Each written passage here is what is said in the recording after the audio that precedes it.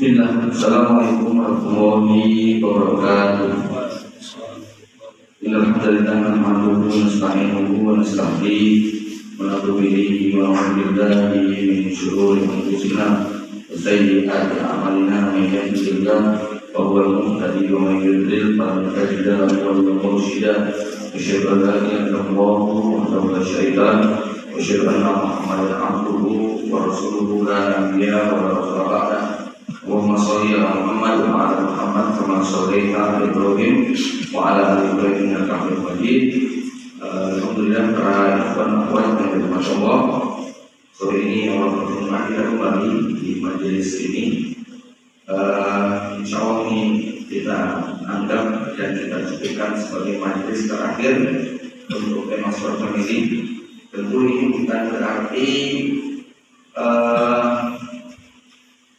bekalnya sudah cukup, ya. Ini bukan berarti bekalnya sudah final. Kenapa? Karena rumah tangga itu bukan benda mati yang stagnan. Rumah tangga adalah mikroorganisme yang terus tumbuh berkembang. Keluarga itu mirip seperti ibu kota yang mengalami pemekaran.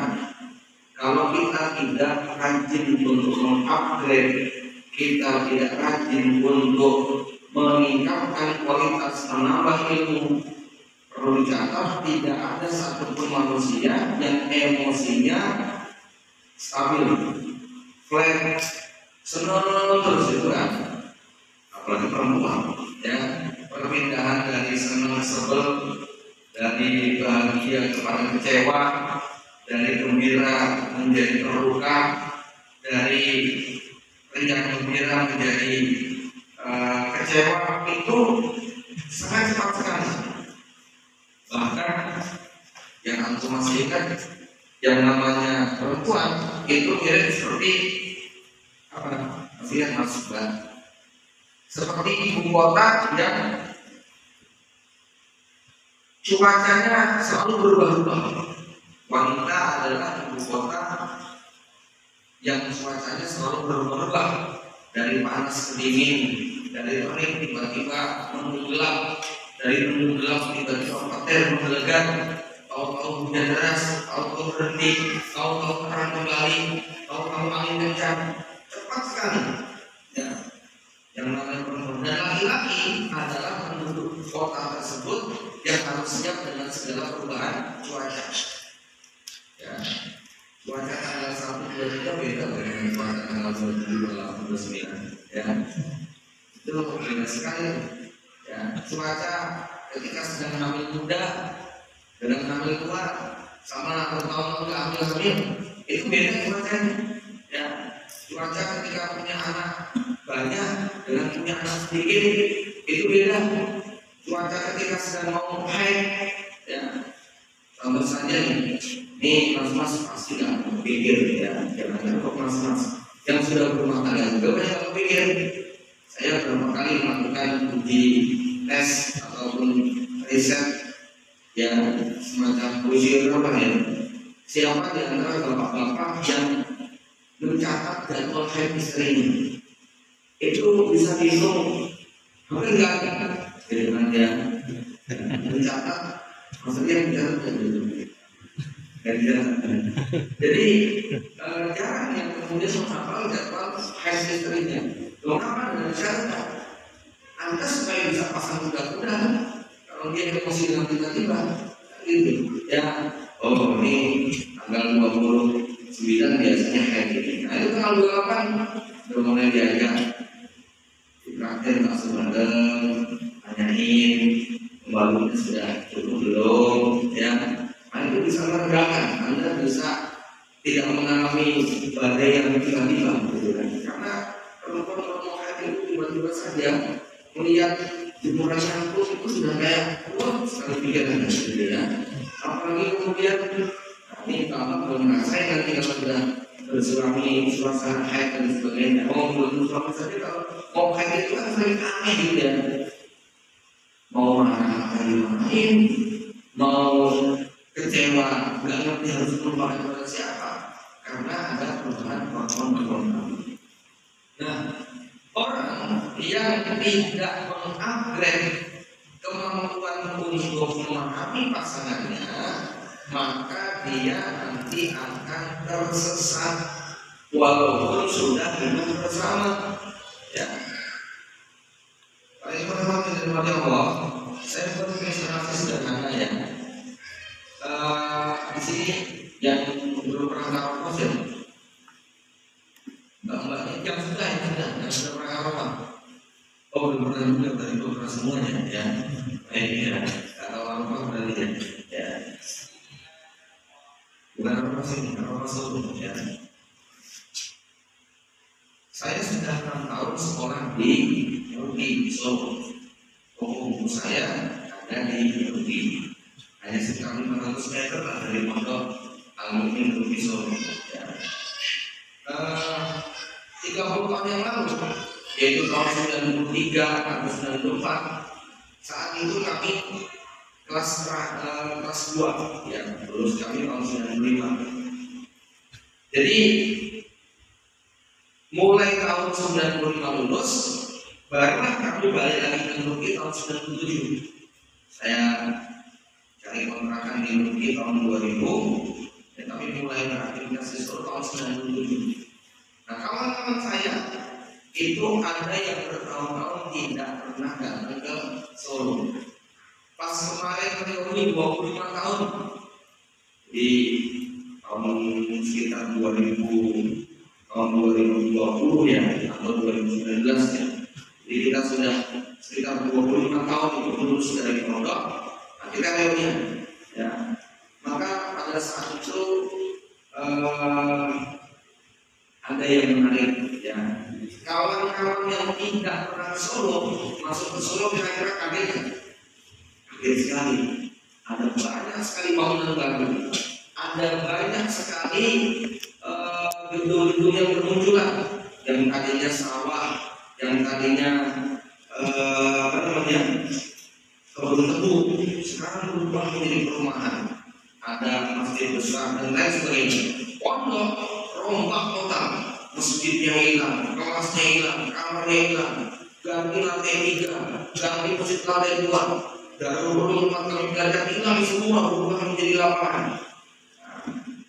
Buat kami yang rajin ke Solo, yang selalu mengamati tumbuh kembangnya, yang selalu mengalami perubahan-perubahannya, maka semua perubahan tidak menghadirkan. Saya tidak terkejut kalau jalan-jalan ke Turki, karena memang hampir tiap pekan di sana. Sepekan mungkin 2 kali, 3 kali, atau 2 hari, 3 hari di sana. Sehingga kita tidak kaget. Dan kawan saya yang 25 tahun ini tidak pernah ke Turki, pasti dia kaget sekali. Ya, dulu dia ngertinya di situ ada dapur. Jadi kalau lapar kita ke situ. Dulu ngerti di sana ada kamar mandi. Jadi kalau mau pipis dia ambil, dia angkat ataupun sesuatu dia tinggal di sana. Dulu di sana ada kantin, ada koperasi, kalau butuh sesuatu datang ke situ. Nah sekarang berubah semuanya. Kira-kira bingung nggak ya kira maksudnya? Bingung sekali, nyasar gitu ya. Gimana pilih tentang atau sekalian ya? Sama. Jadi walaupun dia itu pernah tinggal di situ, tapi karena tidak pernah mengupgrade perkembangannya, maka ketika dia mencoba untuk kembali, dia akan nyasar dan tidak mengerti jalan pulang. Dan buat saya yang selalu mengupgrade tumbuh kembang perjalanan pondok Al-Mu'min dan di sekitarnya, maka saya tidak kaget karena memang itu hari-hari adalah sesuatu yang menjadi aktivitas saya. Ya, apa hubungannya dengan pasangan?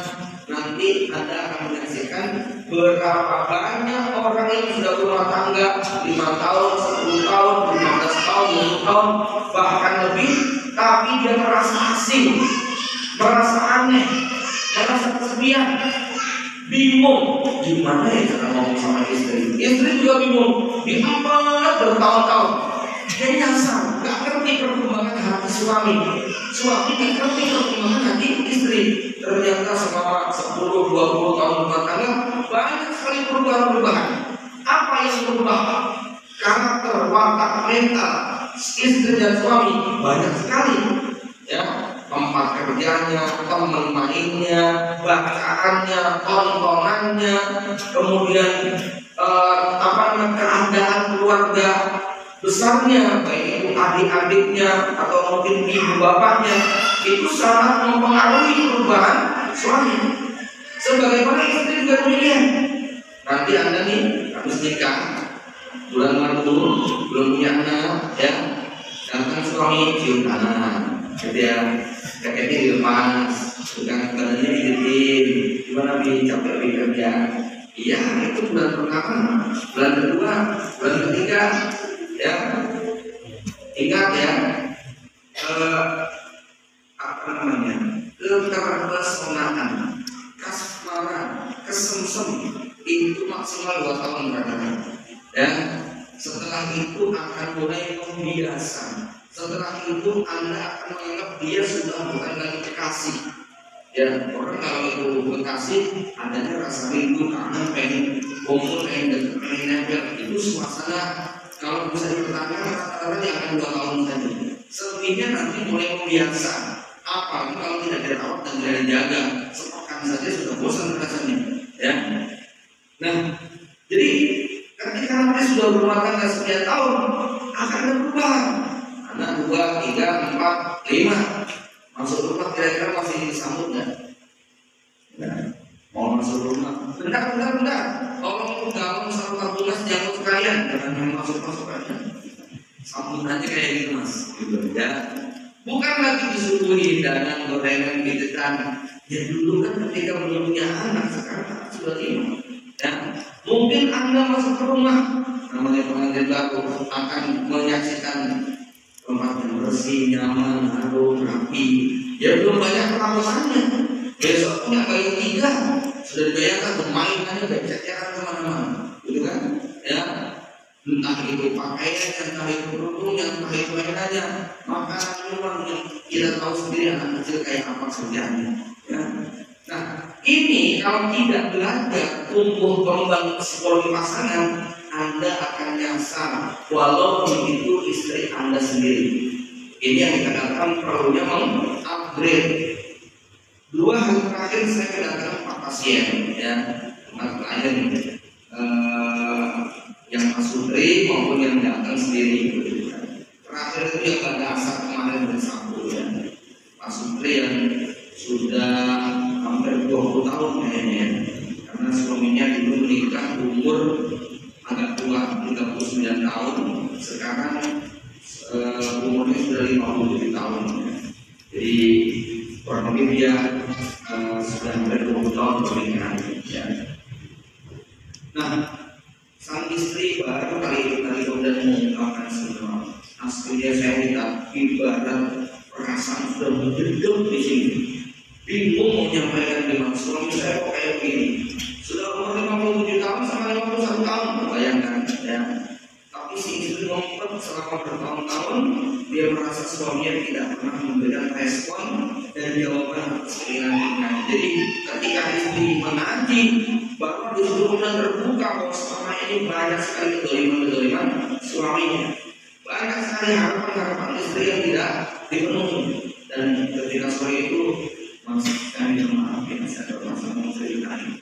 Kalau ngumpet suaminya cuma diem aja, ya. Saya membayangkan betapa tersiksanya sang istri dengan sikap suami yang tidak memahami tumbuh kembang istrinya. Nah, tapi ini masih agak penting ya, karena ada yang ketika istri suaminya itu kemudian dia sebutlah melakukan perjalanan naik pesawat, di hotel, makan di restoran, terus ketika pulang ngomongnya begini, kok menu beda banget sih sama warung Padang sederhana itu, gitu ya. Atau melihat istrinya bilang, ini beda banget sih sama pramugari lain gitu, bosnya mungkin belum dan saya. Dia lupa ya, itu yang namanya pramugari berapa, anggaran buat skincare-nya berapa, gitu kan ya. Berapa waktu yang diberikan untuk olahraga menjaga kestabilan sampai kemudian dia nggak ngurusin anak, nggak ngurusin suami. Ini kalau seperti ini, jadi ini Anda masuk kota Solo, tapi pakai peta Solo tahun 75 pasti nyasar. Apalagi kalau ke Jogja pakai peta Solo, kalau ke Solo pakai peta Jogja. membandingkan pasangan kita dengan orang lain, pasti lebih nyasar lagi, ya. Maka teman-teman sekalian, ini yang kita maksud kenapa perlu mengupgrade. Tidak gara-gara saya sudah 20 tahun berumah tangga lalu selesai punya masalah. Jadi dari awal saya sudah katakan bahwa rumah tangga itu adalah mikroorganisme yang terus tumbuh berkembang. Dia bukan benda mati yang stagnan, tidak ada suasana hati perempuan yang stabil, senang terus, bahagia terus, enak terus, tidak ada. Ya, dia seperti roller coaster, naik turun cepat sekali. Kalau Anda tidak hati-hati, nah ini yang kemudian terjadi banyak sekali pasutri yang kemudian merasa terasing walaupun di kantornya sendiri. Ya. Baik, merawat istri itu seperti mengelola tanah. Nisa hukum harsulakum, waktu harsakum an-nasyidum, wa qaddimu li anfusikum, wa taqullaha wa annakum mulaquh, wa basyiril mu'minin. Istri kalian seperti tanah tempat bercocok tanam. Ya. Anda masuk ke sebuah wilayah yang masih perawan. Ya, tanah. Kemudian faktu harsakum an-nasyidum, garap lahan hati sesuka hati kalian. Ya. Ini ibarat istri kalian di sawah ladang, Anda kemudian apa? Merawat tanah tersebut. Ya. Ada orang yang dia tidak mampu untuk merawat tanah tadi. Dikasih tanah bagus, tempatnya di pinggir jalan, ya. Karena dia tidak punya modal, tidak punya ilmu, tidak punya pengalaman, tanah itu mangkrak, malah itu diborong. Gak pernah dia cuma bisa bangun gubuk kecil, luas tanahnya 10 meter, gubuknya ukuran itu 21, gubuknya terbuat dari kayu bambu, dan gak pernah dirawat. Pasti Anda masuk ke sana akan merasa horor, bahkan Anda kemudian. Ini kalau nggak dirawat, tapi kalau dirawat, masya Allah, punya duit banyak, punya ilmu banyak, ya, punya wawasan, rajin jalan-jalan, sering ke villa, sering ke hotel, sering ke pegunungan, itu 1000 meter bisa diubah menjadi, ya, ada villanya, ada kolam renangnya, ada tamannya, jadi mahal. Tapi kalau nggak punya, maka yang tumbuh ada semak belukar dan rumput, lihat. Sama para teman sekalian, ya. Maka yang namanya jatuh cinta, nih di poin ini ada yang menarik tentang bagaimana Anda jatuh cinta kepada pasangan. Mencintai itu pekerjaan paling berat, ya. Karena mencintai hanya bisa dilakukan oleh mereka yang telah memiliki. Cinta yang sehat itu kalau dilakukan oleh pemilik 3 hal. 1, otaknya berisi pengetahuan dan solusi kehidupan. 2, tangannya berisi kekuatan dan kekuasaan. 3, kantongnya berisi harta dan kekayaan. Ya. Mas, mencintai itu kan kata kerja. Aku mencintaimu. Ya. Bentuknya. Jadi kalau aku mukul kamu kan jelas ya, mukul ya. Aku mencubit kamu. Nah sekarang kalau aku mencintaimu, itu bentuknya apa? Apa? Pemberian. Jadi maksudnya pemberian apa? Aku akan memberikan perhatian kepadamu. Aku akan memberikan apa yang kamu inginkan. Aku akan memberikan sesuatu yang membuat kamu senang. Aku akan memberikan pelayanan. Aku akan memberikan perlindungan. Aku akan memberikan kebahagiaan. Itu artinya mencintai. Nah, karena itu adalah perbuatan memberi, maka hanya bisa dilakukan oleh yang sudah memiliki. Kalau tidak memiliki, maka tidak akan bisa memberi. Karena sendiri, ya. Nah, apa yang harus dimiliki? Ini 3-3-nya. Maka kalau laki-laki punya 3-3-nya, dia akan mencintai pasangannya dan hebat. Mas, aku lagi begini, mas, terus ini, mas, gimana? Bosan banget, mas. Nah, sebabnya punya otaknya berisi pengetahuan dan solusi kehidupan. Ayo ikut, begitu kan? Ya, kemana? belanja ke mall, kita ke toko emas, kita ke restoran paling enak.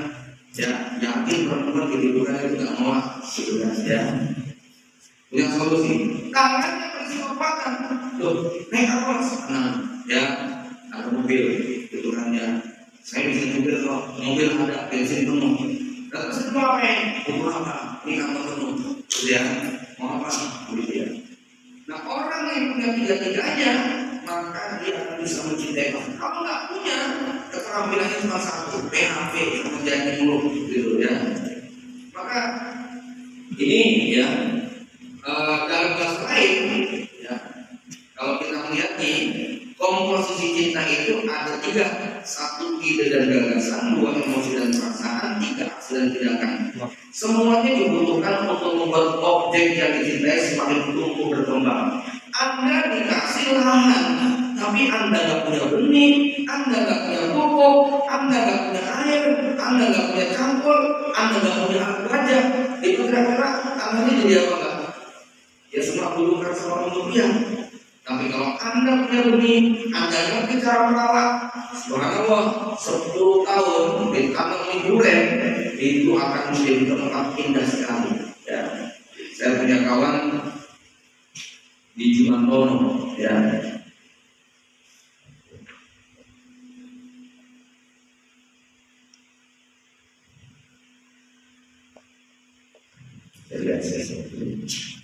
Beliau beli kebun seluas kurang lebih sekitar 2 hektar.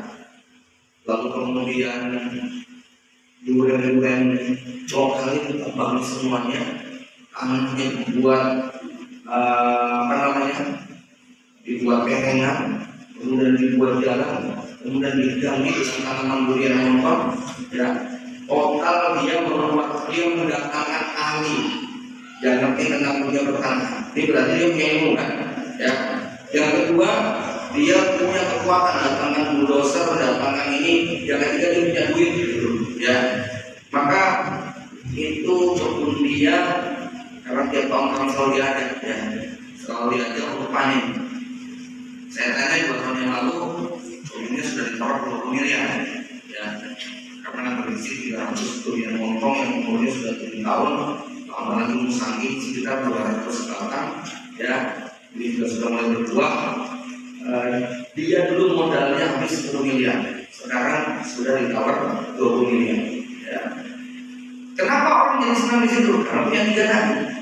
Maka tanah yang tadinya nggak berharga, tanah yang tadi berharga bisa menjadi mahal. Ya, ya kalau jauh ke sana, aku bisa tengok dan komplek itu tahun ini. Ya, tahun 2000 itu tanah dibeli dengan harga 10 juta. Tahun 2011 saya beli dengan harga 31 juta. Tapi karena sekarang sudah jadi rumah lantai 2, lantai 3, lantai 4, nilai tanahnya jadi 2 miliar lebih. Ya, mungkin 2,5-3 miliar kalau dihitung per meternya. Kenapa? Karena dia rawat dan dijaga. Nah, sementara tanah-tanah yang ada di sebelahnya sana, karena didiamkan, naik nggak harganya? Nggak ada perubahan, karena isinya hanya semaklukan. Nah, tugas seorang suami kepada istri adalah merawat, menjaga tanah tersebut supaya punya nilai. Ini yang Anda harus mikir terus, gitu ya. Tahun 2000 itu saya datang ke Darusada, saya berdiri di pinggir sungai, belum jadi milik saya waktu itu tanahnya. Saya cuma merenung, angkat tangan, doa, ya Allah, kayaknya ini gaji polisi. Tapi ini kan tanah milik orang, biarin ya. Akhirnya saya izin untuk boleh nggak saya bertubuh di sini di pinggir sungai. Ya, kan cuma berubah, izinkan. Lama-lama kemudian dijual. Nah, udah bebas, mau tahu, mau bangun dan berani. Karena sebenarnya juga begitu. Jadi tempat yang akhirnya dulu itu agak angker, serem dan sebagainya, sekarang berubah menjadi tempat kerumunan manusia. Ya. Tahun 2005 itu sampai 2010 masih banyak orang kampung yang nggak berani lewat situ karena ada pentingnya kan, ya, nggak berani lewat situ. Ya. Nah, tapi tentu hari ini orang-orang sudah itu menjadi tempat ya sebagaimana Al-Fatihah ini, ya. Karena ada yang punya otak, ada yang punya duit, ada tenaga, akhirnya berubah menjadi gedung-gedung yang ramai dikunjungi oleh ribuan orang. Ya. Namun dengan istri Anda besok itu seperti tanah. Kalau Anda mampu merawat menjaganya, dia akan tambah cantiknya, tambah pinternya, tambah solehannya, tambah produktifnya, tambah jerninya, tambah manfaatnya. Tapi syarat untuk bisa tambah tadi, bisa tumbuh dan tambah, Anda harus punya otak yang berisi pengetahuan dan solusi kehidupan, tangan yang berisi kekuatan dan kekuasaan, kantong yang berisi harta dan kekayaan. Ya. Nah, sayangnya nih, Mbak, ya, banyak anak muda ketika jatuh cinta yang modalnya apa modalnya? Jadi kan tiga tuh, ide dan gagasan, emosi dan perasaan sudah terdapat. Sayangnya banyak anak muda ketika jatuh cinta modalnya cuma emosi dan perasaan.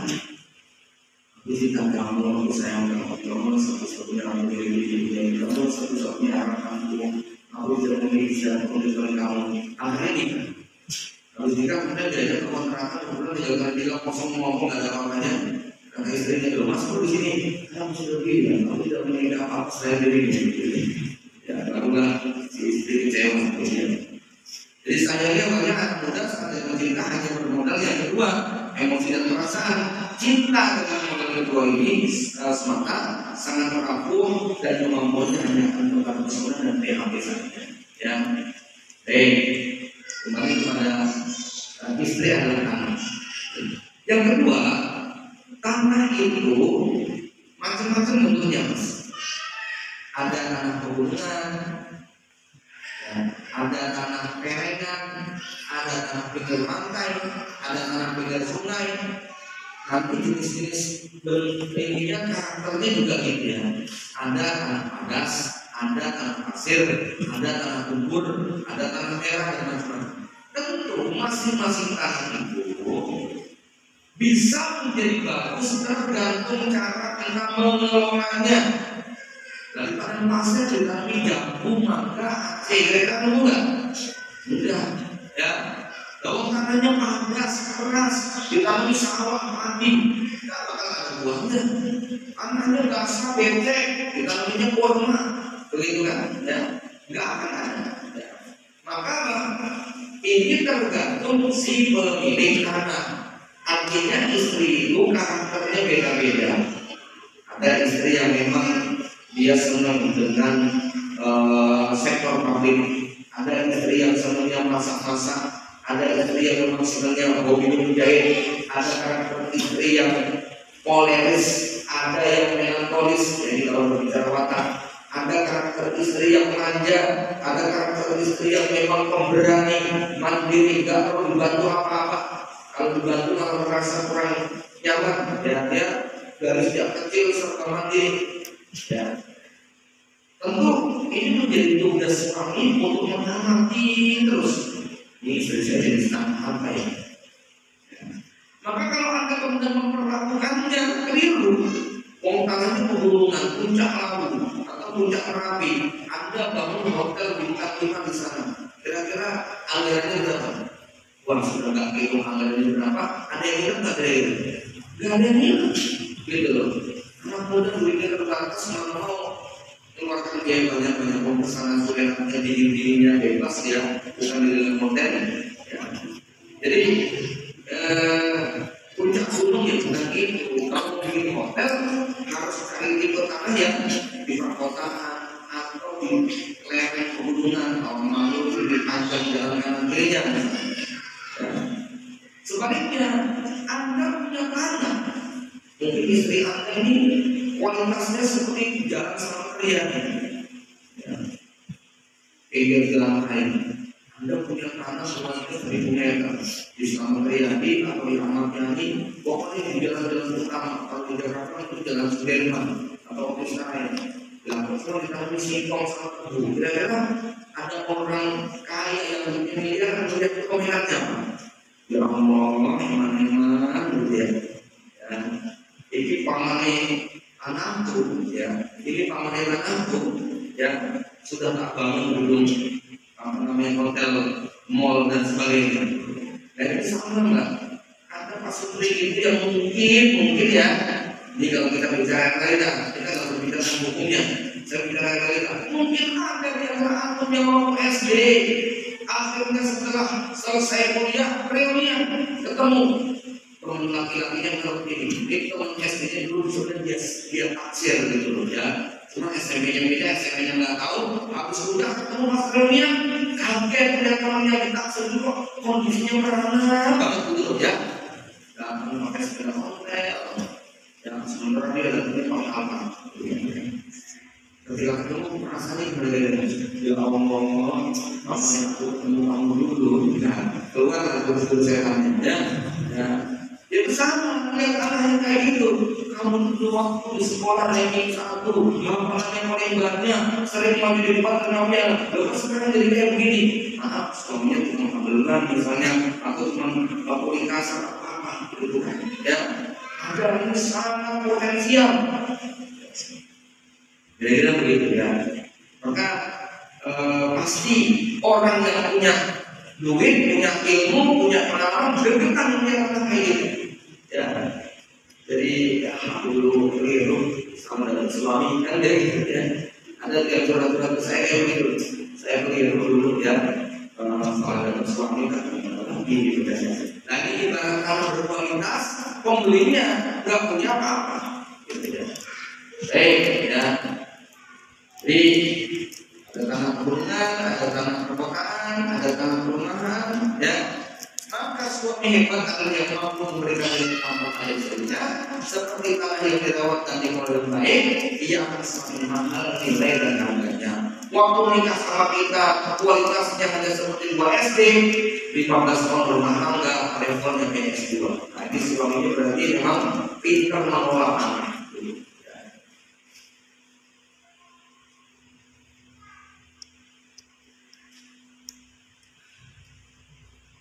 Merawat istri itu seperti memelihara dan menjaga rumah.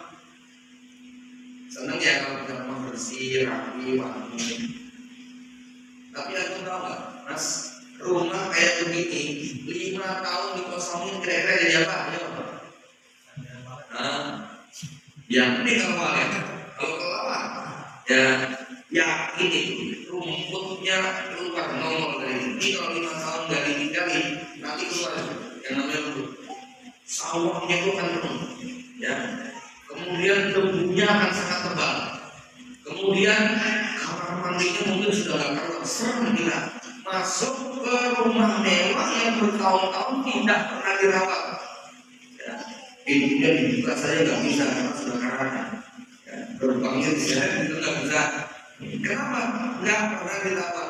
Bayangin kalau manusia bertahun-tahun menikah tapi nggak dirawat, nggak dijaga. Seperti waktu pengantin baru pestanya, masya Allah. Ini catatan penting ya. Apa namanya?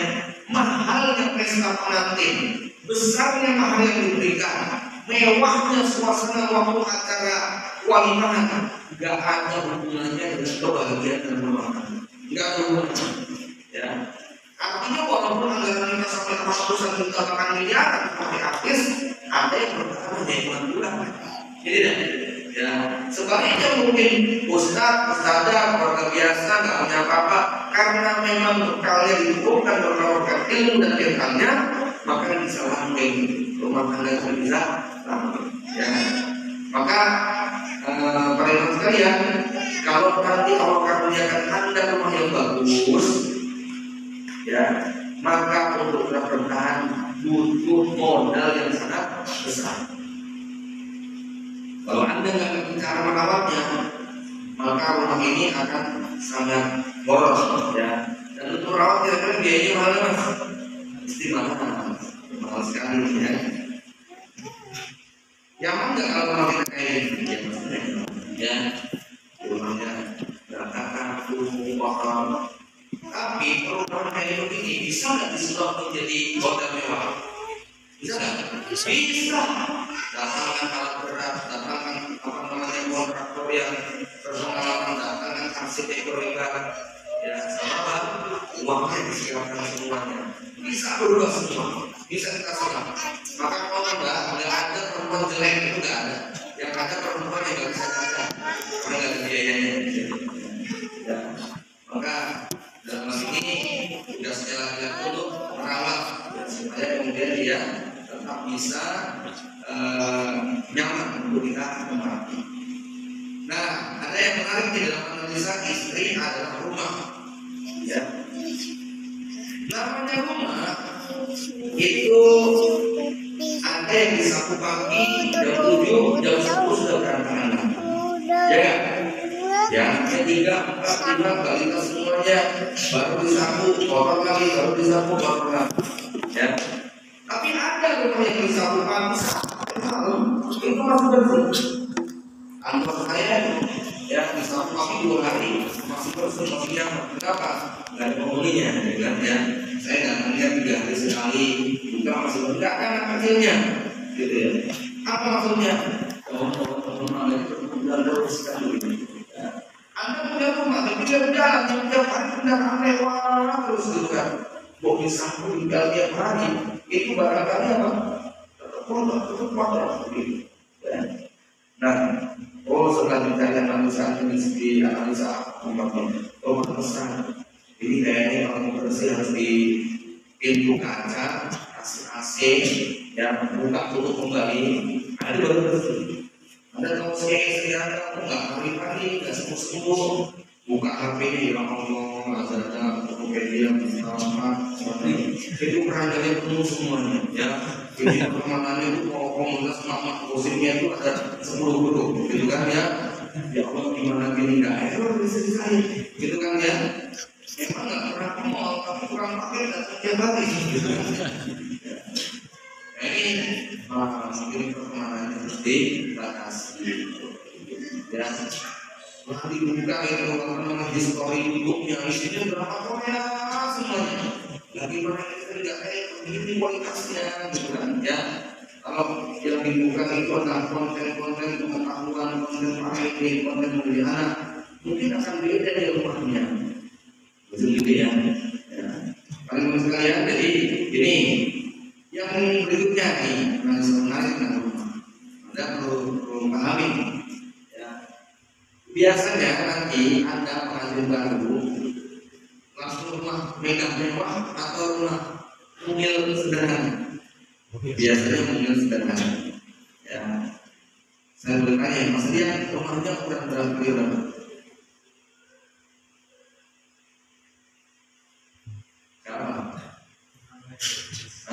Nomor 12. Ya.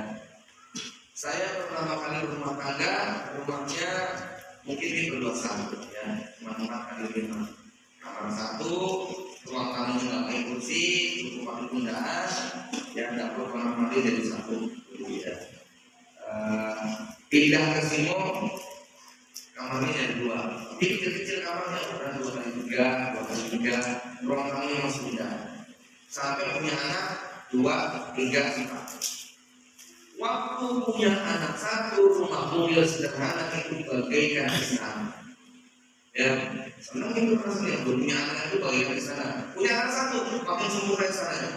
Punya anak 2, mulai terasa. Punya anak 3, mulai terasa sempit. Ya, mulai kegiatan. Ya, punya anak 5, mulai kayak makan. Ya, tugas kita sebagai pemilik rumah, kalau rumah kita itu mulai sempit, apa yang kita lakukan? Lebar. Biasanya enggak, rumah tipe 21 atau 27 itu lahannya 60 atau 75. Kalau rumah 36 lahannya biasanya 80. Kalau rumah tipe 50 lahannya biasanya 110 atau 120. Alhamdulillah rata-rata lahannya 100 meter ya. Itu dijualnya rata-rata per kali 100 meter. Kalau yang kecil-kecil biasanya kayak gini. Artinya begini ya. Kalau Anda menikah tipe istri Anda yang ibarat rumah tipe 21, tapi dia masih punya potensi untuk dikembangkan, maka tugas suami, kalau besok ya kalau punya rumah kecil, anaknya nambah, ada sama suaminya, Mas, coba dibuka komennya, sudah komennya berapa, ya, ada 200 lembar, kan ya, ada 200 lembar, 20 juta, itu bisa nambah kamar rumah 2. Ruang tamunya bisa dimajukan, parkirnya bisa dipindah, ada jalur sampingnya, sehingga mau ada 2, 3, 4 maksimal. Tapi anaknya nambah lagi, ya. Gimana? Tambah kamar lagi, ya. Dulu rumah saya di sini lahannya 200 meter ya. Ketika punya 4 itu luas rumahnya cuma 4 kali 10 ya. Muat itu tambah anak, bangun lagi tambah anak, bangun lagi tambah anak, bangun lagi. Terbayang kalau istri Anda ibarat rumah tipenya tipe 27, anaknya terus nambah, tapi tipenya nggak ditambah. Maka tadi saya katakan, awalnya sih sadar, lama-lama kerja, akhirnya kayak neraka, sempit luar biasa. Mau masuk keluar, dan nama-nama yang ya, saking sempit dan kecilnya. Tugas suami adalah apa? Membesarkan rumah ini. Maka tugas suami adalah membesarkan istri. Apa yang membesarkan? Bukan cuma badannya doang. Ya, kalau membesarkan badan istri rata-rata suami bisa ya. Waktu nikah dulu beratnya 37, 3 tahun nikah. Ya. Yang dibesarkan apa? Ilmunya dibesarkan, sabarnya dibesarkan, mental memikul bebannya dibesarkan, kemampuan untuk memikul beban yang berat dibesarkan, diluaskan. Jadi kalau misalnya kita sebagai punya rumah dari rumah tipe 21 diubah menjadi tipe 210, diubah menjadi tipe 300, ada 8 kamar, ada ruang videonya, ada kamar renangnya, ada kamar bermainnya.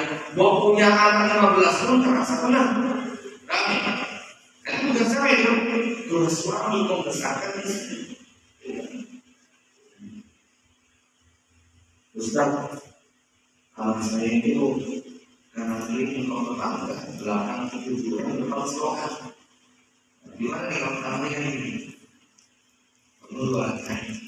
Ya, tapi masya Allah dulu fondasinya itu sangat rapuh, institusinya cuma ukuran 6 gitu kan, kecil sekali. Kalau Anda pengen seperti ini bongkar total, artinya apa? Istri harus direstart gitu ya, istri harus direstart ulang, diinstal ulang, belajar lagi dari awal begitu ya. Suami harus sabar. Namanya proses bongkar tulang itu lama sekali ya. Ustaz, rumah saya ini kayaknya sudah parah sekali ya. Masa hujan 2 jam banjir 3 hari ya. Ini gimana Ustaz? Saya boleh pindah rumah nggak? Boleh pindah rumah nggak? Boleh. Nambah rumah boleh nggak saya? Boleh, nambah rumah boleh ya.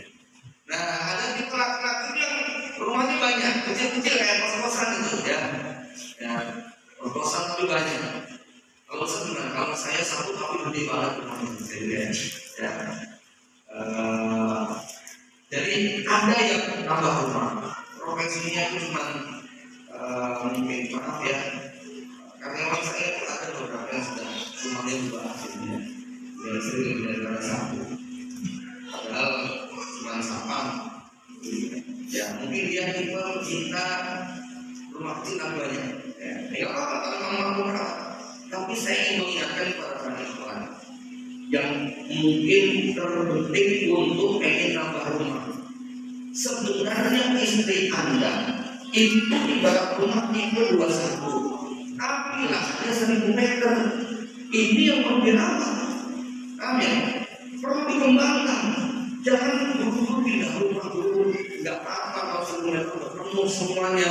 Ini bukan sama untuk kurang tidur bisa lagi. Itu oke. Tapi kalau rumah sudah dikembangkan, kembangkan dulu yang maksimal. Macam kayak begitu ya. Jadi banyak ikhwan-ikhwan ini yang enggak banyak sih. Cuma memang kalau memang mereka punya kapasitas silakan. Tapi kalau tidak, ya, apalagi punya ganti rumah gitu kan, itu jadi kali. Ya, kemarin dari Jumat itu salah satu pasien itu suami sudah kawin 10 kali, 9 kali. Ini yang 10 tahun, gitu kan ya. Istrinya sudah mau proses mulut yang sidang ke-6. Ya, saya ngobrol sama suaminya ya, ngomong ya, untuk ganti istri terus gitu kan ya. Kasian sekali ya, rumahnya nggak terawat. Ya beli rumah tinggal, tinggal. Ya. Nah, ini yang paling bagus adalah Anda mampu merawat sebesarnya sebagusnya. Ya, walaupun tadi saya katakan ada situasi di mana Anda boleh pindah rumah, bukan rumah yang silakan. Ketika ini rumah sudah tidak bisa lagi diperbaiki. Tapi mohon maaf, tidak sedikit kasus-kasus yang seorang ikhwan itu pindah rumah karena alasan sepele. Genteng lorot pindah rumah, Excel lepas pindah rumah, robek kedua pindah rumah, ya, slot pintu nggak bisa dipasang pindah rumah. Cengeng kamu gitu, ya. Cuma ngadepi istri ngapa, cuma ngadepi istri minta ini, cuma ngadepi mertua yang agak galak tinggi, cuma mau ngadep. Ini kan semuanya pindah rumah, ya. Ini bukan suami sejati ya. Jadi Rasulullah SAW menyampaikan pesan untuk bersabar dengan keadaan perempuan, jangan gampang-gampang untuk menceraikan. Ya, kenapa? Dalam satu riwayat juga disebutkan bahwa cerai memang legal, memang halal, memang mubah. Tetapi kalau tanpa alasan menggunakan, sama seperti menikah bisa makruh bahkan bisa haram. Betul ya. Oke, ya. Jadi ini Anda punya rumah yang harus dirawat. Kalau nggak kotor, perlu disapu, dipel, dicat ulang, ditata kembali, ruang tamunya digeser, meja makannya pindah, supaya ada suasana baru. Dengan kalau sudah punya rumah, nanti kalau jalan-jalan ke rumah orang biasanya merasa gimana? Hah? Iya keren banget ya. Kok tamannya rumputnya lebih hijau daripada halaman kita nggak ada rumputnya, ya? Kan filosofinya yang begitu ya. Rumput tetangga lebih hijau daripada rumput di halaman sendiri. Ya. Nanti kawan-kawan ikuti kajian saya tentang rumah tangga berbasis madrasah. Karena salah satu karakter rumah tangga berbasis madrasah itu suka studi banding. Rumah itu paling suka studi banding rumah tetangganya. Habis itu banding-bandingkan dengan yang dia punya. Suami yang lebih. Sebaliknya, suami kalau rajin studi banding, lalu kemudian salah ada perbandingan, banyak ngeluhnya tuh banyak bersyukurnya. Nanti banyak ngeluhnya, ya. Baik, kemudian berikutnya, hunna libasulakum wa antum libasulah. Mereka adalah pakaian buat kalian dan kalian adalah pakaian buat mereka. Para ikhwan akhwat, Allah memberikan gambaran yang sangat indah bahwa pasangan kita ini seperti baju, seperti pakaian, dan seperti baju pakaian. Pakaian itu macam-macam ya, bisa baju, bisa jilbab, bisa celana, bisa jaket, bisa jubah, bisa macam-macam ya. Secara umum, pakaian itu memiliki ya kalau tujuannya pakaian itu dipakai ya. Jadi punya istri itu dipakai ya. Seperti kita punya baju dia dipakai, bukan cuma dipanjang, dijemur terus enggak ya dipakai. Nah, baju memiliki 3 fungsi. Fungsi yang pertama adalah sebagai penutup aurat. Bukan Rasulullah SAW. Fungsi yang pertama adalah sebagai penutup aurat. Aurat itu ada aurat yang ringan, ada aurat yang berat. Ya. Nah, fungsi laki-laki adalah menutupi kekurangan istri. Ya. Mungkin para ulama berbeda pendapat tentang wajah, apakah boleh dinampakkan atau disembunyikan. Ada yang membolehkan, ada yang mewajibkan. Ya. Oke, artinya ada kultur-kultur di kita yang kalau istri bercerita tentang suaminya, pekerjaannya itu nggak apa-apa. Tapi ada jalan tertentu yang itu aib misalnya. Jadi kalau bercerita tentang kelemahannya, kekurangannya, hal-hal yang harus dilarang, ini aurat misalnya, ya. Aurat kita pahami nggak boleh untuk diperlihatkan kepada yang kita mahram. Maka seorang suami harus menutupi kekurangan istrinya, nggak boleh menceritakan aib istrinya, istri tidak boleh menceritakan aib suaminya. Ya. Nah kadang-kadang bukan aib ya, tapi pembelajaran. Rasul cerita tentang bagaimana beliau mandi bersama Aisyah. Ya. Aisyah menceritakan mandi bersama Rasulullah. Nah kadang-kadang aurat itu boleh diperlihatkan nggak, Mbak? Boleh nggak aurat diperlihatkan? Boleh nggak Mas? Boleh kalau darurat. Ya, contohnya mau operasi sesar, nggak ada dokter perempuan, patah tulang mau disambung, nggak ada dokter perempuan, terpaksa, maaf, paha Anda, perut Anda, bahkan aurat mubalaghahnya dilihat oleh seorang dokter laki-laki. Ini darurat. Ya. Artinya apa? Dalam kondisi darurat Anda boleh menceritakan kekurangan pasangan masing-masing. Tujuannya itu apa? Untuk mencari solusi. Karena kalau tidak diceritakan, Anda nggak bisa menangani, Anda nggak bisa menyelesaikan masalah. Ya. Anda nggak bisa operasi sesar sendiri, suami nggak ngerti caranya kok. Ya nyambung tulang yang patah gimana, nggak terpaksa dipegang sama laki-laki lain yang semacam ini. Ya. Nah, tentu saja di situ ada adab dan batasan. Yang boleh melihat cuma dokter yang bersangkutan. Ya sampah nggak usah ikut-ikutan. Ya, tugas administrasi dan sebagainya. Itu nggak usah digunakan. Artinya apa? Kalau Anda punya masalah dengan suami Anda punya masalah dengan istri Anda, jangan menceritakan kepada sembarangan orang. Datanglah kepada orang yang memang bisa memberikan jawaban atas masalah yang Anda hadapi. Kenapa? Itu adalah aurat yang tidak boleh diperlihatkan.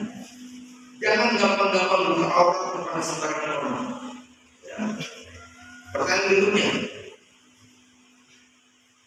apakah semua masalah pada aurat kita itu harus diperlihatkan ke orang lain? Tidak harus, nggak tentu. Maaf nih pertanyaannya. Jadi kan kalau gatal di pantat, saya garuk sendiri atau tidak garukin orang? Ya garuk sendiri lah, masa gatal di pantat tidak garukin orang. Tapi ada nggak orang yang gatal di pantat tidak garukin orang? Ada nggak? Ada. Kenapa?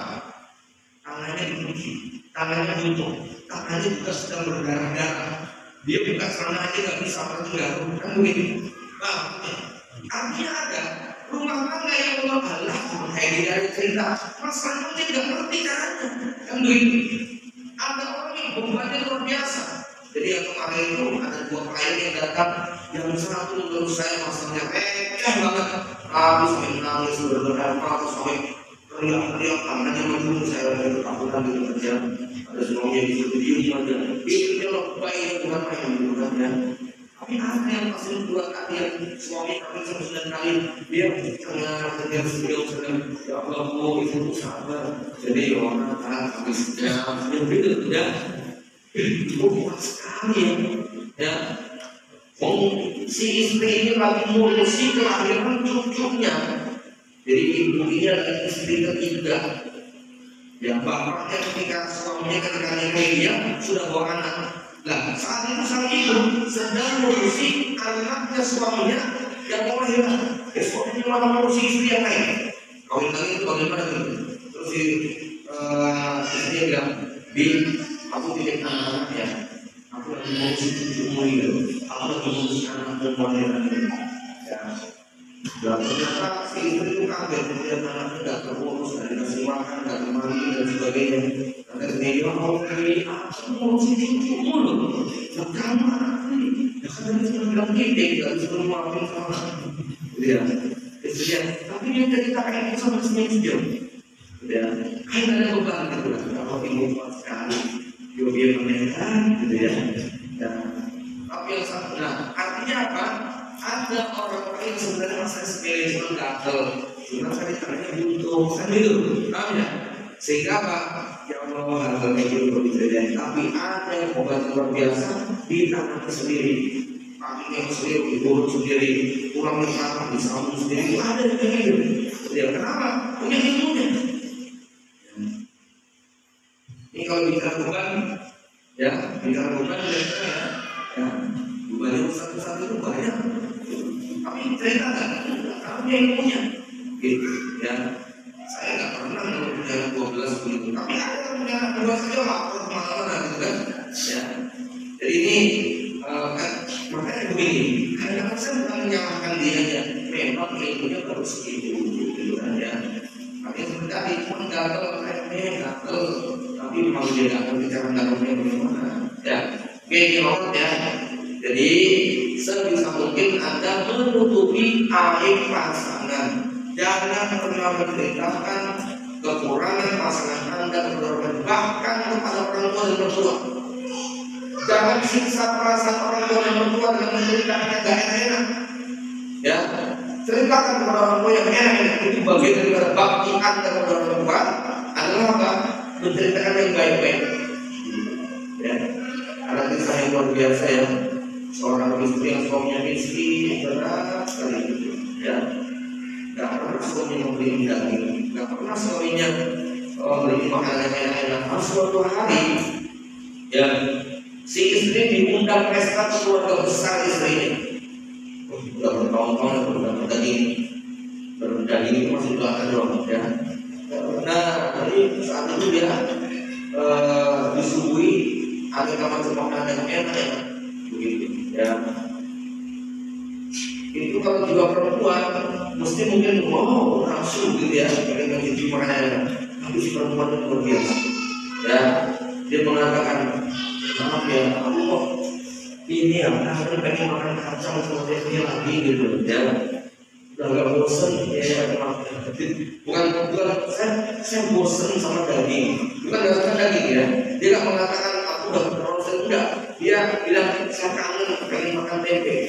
Nah, ibu mertuanya, ibu kandungnya mengatakan, Masya Allah, suaminya dilus-lus.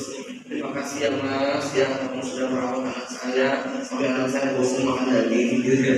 Tapi nggak pernah makan daging, gitu ya. Cuma bisa mampu menyimpan perasaan itu, menjaga aib suaminya dan orang suami di depan perempuan. Gitu. Ya, jadi jangan bilang, duh, mahal banget, mumpung yang berupa anak kamu makan enak. Wah, itu jatuhkan masalah suami ya.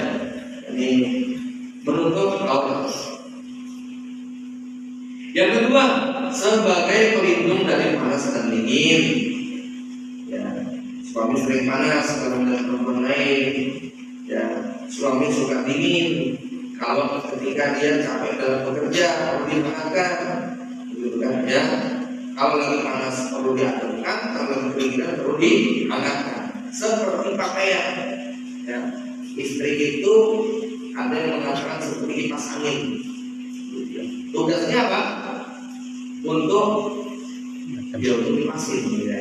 Suaminya kegerahan panas.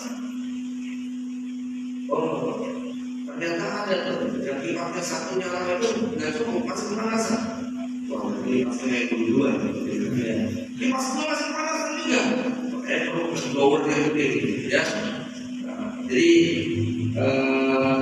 tapi ada suami yang merasa cukup dengan satu kipas, ya. Sudah merasa sejuk rasanya kayak gini, ya. Suasana panas, suasana dingin. Yang ketiga, fungsi pakaian adalah sebagai penghias diri, bukan sekedar menutup aurat. Jadi kan kalau pengajar ke sini pakai kain berkerudung itu sudah tutup aurat, tapi cakep nggak? Jelek gitu, ya. Cuma perempuan karung bodi udah nggak kelihatan auratnya, ya. Kalau datang ke sini pakai sarung perempuan begitu, ya nggak pakai, udah tutup aurat, gitu. Tapi nggak pantas, gitu, ya. Artinya apa? Fungsi ketiga pasangan itu sebagai penghias. Ya, suami Anda akan semakin tambah indah, tambah menarik, tambah ganteng, tambah gagah karena mengenakan pakaian yang pas. bukan sekedar menutup aurat, tapi harus jadi penghias. Ya. Ini mas-masnya kalau pengajian pakai celana polo, pakai sebelum sudah tutup, sudah cukupin tutup aurat terus. Ya, tapi pantas nggak kira-kira? Ya, nggak pantas. Artinya apa? Seorang istri bukan cuma sekedar bisa menghangatkan suaminya, bisa mengagumkan suaminya, tidak menceritakan suaminya, tapi harus menjadi nilai tambah bagi suaminya. Ya, dari istri yang pintar, baik hati, suka memberi, ramah, suka senyum, gak pelit dan sebagainya. Ya, maka ketika suami jalan-jalan ke kampung, Ustaz, dengan itu istrinya sebentar. Oh, istri saya itu Bu Fulan itu istri mana? Iya Bu, Masya Allah, bahagia ya Ustaz. Bu Fulan itu orangnya jos dan remaja muda, jadi senang semua kalau dia datang. Kalau di pengajian rame, anak-anak juga senang. Wah, pokoknya jenengan memang top deh. Kita jadi suami diceritakan istri kayak itu rasanya gimana? Ya. Ustazah, Bulana, jenengan suaminya sebentar. Oh, suami saya Pak Fulan. Masya Allah, Pak Fulan suaminya jenengan? Iya Bu, iya Pak. Wah, suami jenengan menjos luar biasa. Ya, pokoknya di sini orang kampung senang semua. Orang yang suka ngasih, gak pelit, kerja bakti datang duluan. Kalau ronda bawa jajanan orang macam-macam, pokoknya ini suami jenengan itu. Anda punya suami dibikin sama orang rasanya gimana? Yes. Ya. Bulana, dari Marlon Muntah.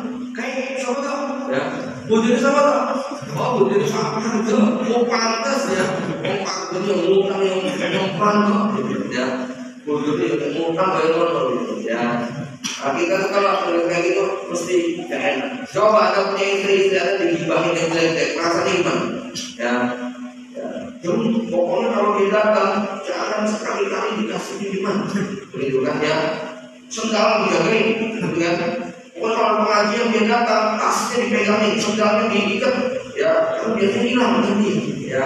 Kalau istri Anda juga ngomongin kayak begini, mesti Anda jadi suami tidak nyaman.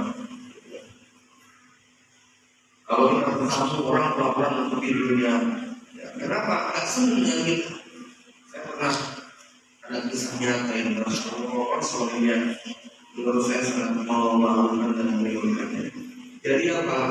Tidak tahu mindset suaminya itu semangat untuk minta tolong kepada orang lain itu di luar batas.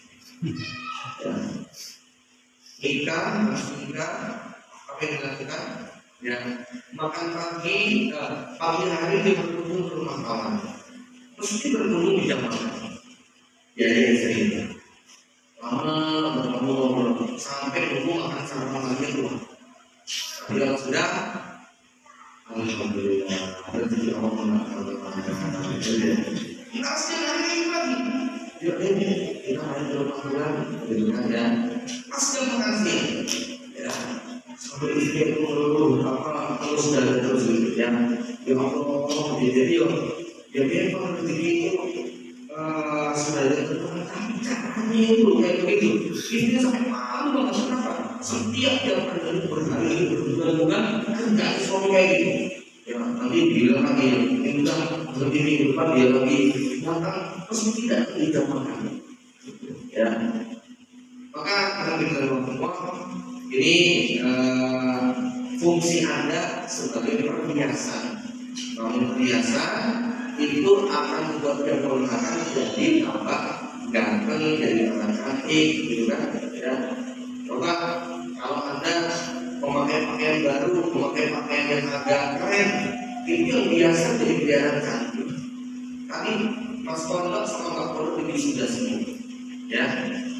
Itu karena seragamnya bagus, bajunya pakai jas, kopiahnya sama, pakai sepatu, brosurnya yang lalu ganteng semua. Yang perempuan cantik semua, ya.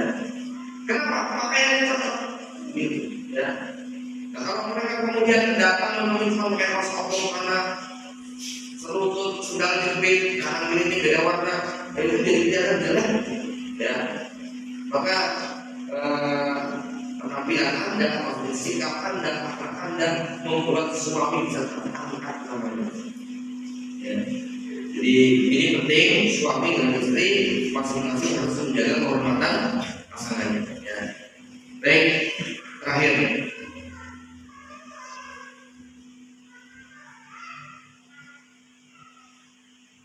Ini sebetulnya masih lama, ya. Jadi begini.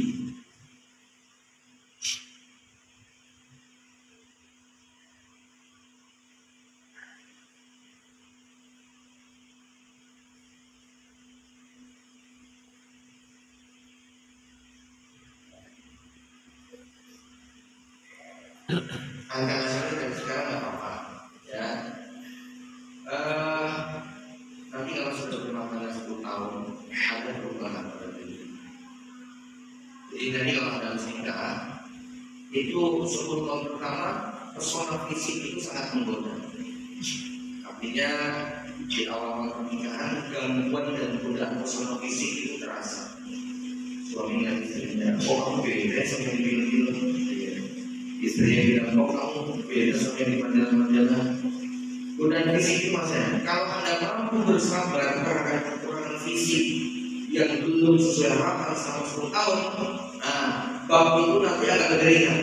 Tapi bukan berarti tidak ada godaan. Setelah 10 tahun dalam perjalanan rumah tangga, godaan yang tidak akan berat adalah pesona jiwa.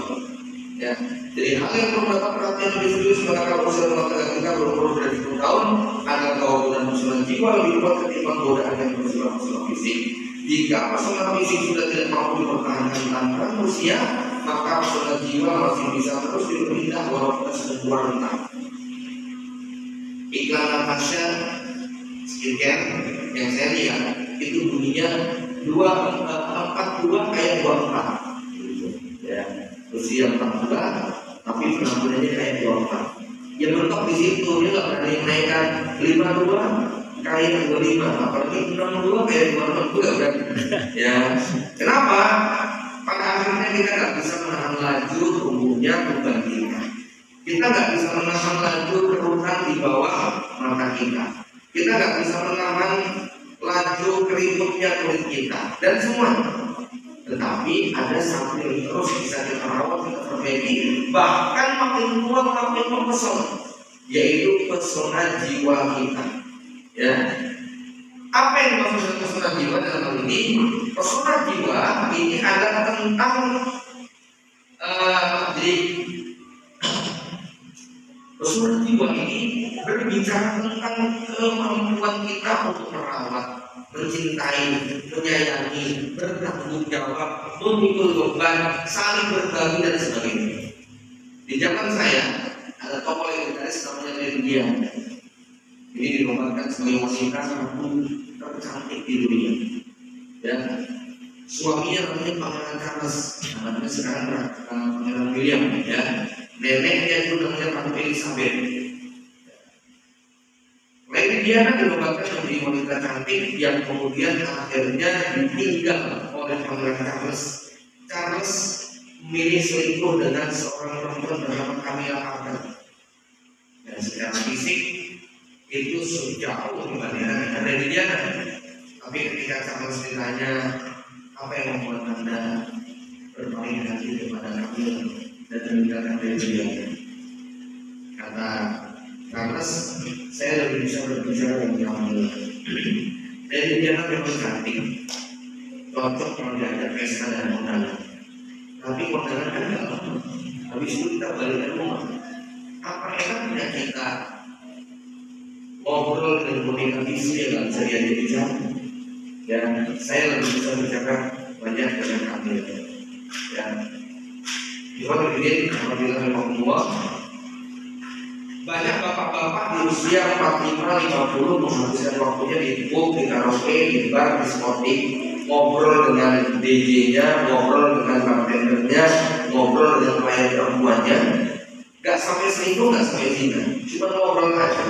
Ketika-tikanya bapak kok kenapa senang kesini? Ya enak aja sih bisa ngobrol, ada teman curhat, ada teman ngobrol. Emang dulu gak bisa ngobrol, tidak bisa.